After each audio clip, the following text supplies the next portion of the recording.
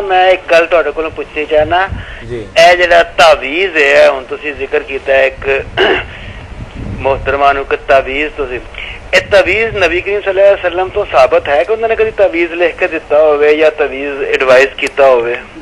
میرے بھائی آپ ایسی باتیں کہتے ہیں جو نبی صلی اللہ علیہ وسلم سے ثابت ہونے کی ضرورت نہیں. اگر ہم کہیں نا کہ یہ کام کرو اس میں اتنا ثواب ہوگا پھر ہمیں حوالہ دینا پڑے گا کہ رسول اللہ نے سکھایا. علاج معالجے کی باتوں کے لیے کیا کیا حضور سے آپ ثابت کریں گے کہ ہر کے گلاب برتنا خمیرے کھانے دوسرے اور دم آپ کو پتا جو لوگ کرتے تھے حضور سے پہلے کوئی آپ سے نہیں سیکھے تھے, کفر کے زمانے کے تھے, وہ بھی انہوں نے پوچھا یا رسول اللہ ہم یہ دم کرتے سنائے تو آپ نے فرمایا جس میں شرک نہیں کرو.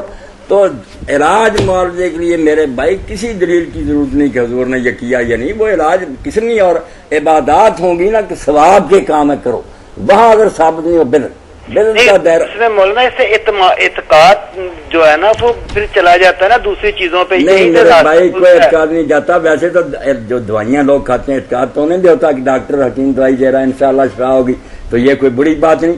علاج ایسا مسلمانوں میں سے کوئی نہیں جو ڈاکٹروں کے علاج کو یا دم کرنے والوں کے علاج کو سمجھے کہ اللہ کے بغیر ہی ہو جانا. نہیں, الحمدللہ سب مسلمان جانتے کہ اللہ کے اذن سے ہی شفا ہوگی. مگر یہ تعویذ کوئی نیا نہیں, یہ تو بڑے بڑے محدث اور امام اور موحد جو تھے ابن تیمیہ ابن قیم نے وہ کتابیں لے کے اس کو نہ برا جانے. ایک لکھی ہوئی درخواست اس نے لکھائی کلمات شرکیہ نہیں ہونے چاہیے بس. یہ شاہ ولی اللہ رحمۃ اللہ علیہ نے کتابیں لکھی, اس میں کوئی خرابی نہیں. آپ لوگوں کی ایسی باتوں کی وجہ سے لوگ رکتے بھی نہیں. میں جانتا ہوں موحد گرانوں کی عورتیں بے ایمانوں کے پاس جاتی ہیں, شرک میں ڈوب جاتی ہیں, بیڑا غرق ہو جاتا. کیوں نہیں صحیح راستے پر آتے کہ جو توحیدی تعویذ ہیں وہ لکھوائیں لوگ. کوئی کاروبار نہیں ہونا چاہیے. اللہ سے درخواست کیجیے کہ اللہ اس کو شفا دے. آپ اگر کبھی آئیں یا موقع ملے تعویذ دکھائیں گے ابن قیم کے جو طب نبوی لکھے آدمی قربان جاتا کہ واقعی یار ایسے ہونا چاہیے کہ پیدائش کے وقت بچی کو لکھ کر دینا چاہیے. آسانی کیا حرج اللہ سے زبان سے کہہ دیں اللہ شفا دے اور لکھ دیں, ہر وقت کو لٹکا رکھے. تعویذ کو برا کسی نے نہیں کہا. بڑے بڑے ہمارے بزرگ حافظ محمد لکھوی رحمۃ اللہ خود لکھ کر گئے کہ بدعتی لوگوں کے پاس نہ جاؤ, یہ کر لو. یہاں حوالہ حضور سے مانگنے کی کیا ضرورت. یہ علاج معالجے کی قسم کی ہے. جب کوئی کہے کہ اس سے اللہ کا قرب حاصل ہوتا, یہ عبادت ہے, یہ ثواب ہے, وہ اگر حدیث پاک نہ پیش کر سکے وہ بدعت کے دائرے میں چلا جاتا. جزاکم اللہ. بعض لوگ اپنے گلے میں یا اپنے بچوں کے گلے میں سورہ یاسین یا آیت الکرسی پہن لیتے ہیں, ہاں یا نظر کا تعویذ پہنتے ہیں. جی بالکل. یہ تعویذ کے متعلق پوچھنا ہے یہ جائز ہے؟ اور میرا چھوٹا بھائی ہے اس کو نظر بہت لگتی ہے, ہاں اس نے اپنے بازو کے ساتھ تعویذ باندھا ہوا ہے, ٹھیک ہے, اور جب وہ اتار دیتا ہے تو اس کی حالت ویسے ہی غیر ہو جاتی ہے. بہت اچھا ہے. اس نے اگر تعویذ باندھا ہوا رہے اللہ اس کی حفاظت فرما رہے ہیں تو تعویذ رکھے. تعویذ بالکل جائز ہے. یہ لوگ جو ہے نا انہوں نے خام خواہ شوشہ اٹھا دیا کہ تعویذ شرک ہے, جو لٹکائے گا وہ یہ ہے یہ. اب یہ بھی نہیں ہے خدا کے بندے کو انصاف کرتے کہ وہاں تمیمہ ہے, تمیمے کو حضور نے منع فرمایا.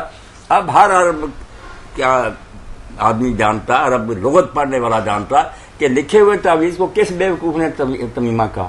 اگر اردو میں کسی نے لکھ لیا یا منزل میں تعویذ تو اس میں عربی معنی میں ہے کہ پناہ دینے کی چیز, کیونکہ تمیمہ بھی جو ہے وہ تعویذ کا کام دیتا, پناہ دینے کا عربی میں. جو تعویذ ہم لکھتے ہیں نا اپنی بولی میں کہ لکھ کر لٹکانا, یہ کسی نے ناجائز نہیں کہا. کیوں ناجائز ہوگا؟ یہ تو اللہ تعالیٰ سے درخواست ہے پکی, ہر وقت اپنے پاس رکھتا کہ اللہ مجھے بچا کر رکھ. دیکھنا یہ ہے کہ عبارت ٹھیک ہو. تمیمہ کیا ہے؟ گھوگے ہیں, منکے ہیں, ہڈیاں, جانوروں کی ٹانگیں ہیں, جو مشرک لوگ سمجھتے تھے ان سے بھی فائدہ ہوتا. وہ تو خالص کافروں والا ذہن ہے, ان سے کیا ہوگا. یہ وہ بات نہیں, یہ اللہ رسول کا کلام یا اچھے کلمے ہیں کہ اللہ تعالیٰ میری حفاظت فرمانا.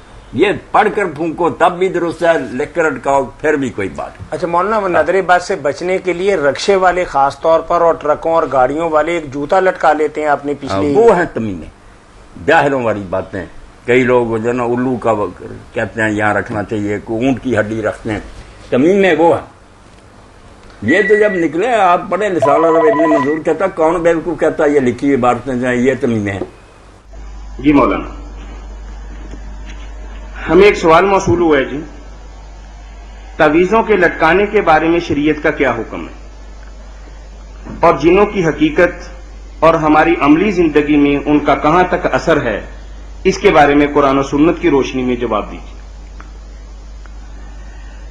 تعویذوں کے بارے میں ایک خیال جو آج کل عام طور پر پھیلا دیا گیا کہ تعویذ لٹکانا شرک ہے، اور اس کے لیے رسول کریم علیہ الصلوۃ والسلام کی اس حدیث پاک سے استدلال کیا جاتا جس نے آپ نے تمیمہ کے بارے میں فرمایا کہ تمیمہ جو لٹکاتا وہ شرک کرتا، مگر تمیمہ کا ترجمہ عربی زبان میں تعویذ کسی نے نہیں کیا۔ عربی لغت میں سے سب سے بڑی لغت جو ہے لسان العرب، اس میں ابن منظور لکھتے ہیں کہ جو لکھے ہوئے تعویذ کو تمیمہ کہتے ہیں وہ زبان عرب سے بالکل جاہل اور ان پڑھ، یہ تمیمہ نہیں شمار ہوتا۔ علامہ البانی صاحب بھی کہتے تھے کہ تعویذ نہیں لٹکانا چاہیے، اس کو پسند نہیں کرتے تھے، مگر وہ کہتے تھے تمیمہ میں یہ داخل نہیں، نہ شرک ہے، کیونکہ شروع سے دو خیال آ رہے ہیں، کچھ کہتے ہیں نیک لوگ کے لٹکا لینے میں کوئی حرج نہیں، کوئی کہتے ہیں بچنا چاہیے، مگر نہ کسی نے حرام کا نہ شرک کا۔ تمیمہ نام ہے ان ہڈیوں کا، گھوگے منکے وغیرہ جن کے بارے میں جاہل لوگ خیال کرتے ہیں کہ فلاں جانور کا کان لٹکا دیا جائے یا اس کی ہڈی گھر میں رکھی جائے یا یہ پتھر پہنا جائے تو اس سے یہ اثر ہوتا، وہ شرک ہے، وہ تمیمہ ہے۔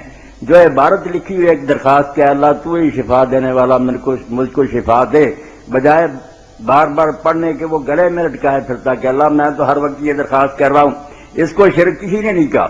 امام ابن حنبل رحمۃ اللہ علیہ فرماتے ہیں کہ اگر کوئی شخص ایسا تعویذ بخار کے لیے لکھتا ہے جو محمد ابن علی یعنی امام محمد باقر نے لکھا تھا، وہ زاد المعاد میں ابن قیم نے نقل کیا، تو فرماتے ہیں اس میں کیا حرج ہے، یہ تو عین توحید ہے۔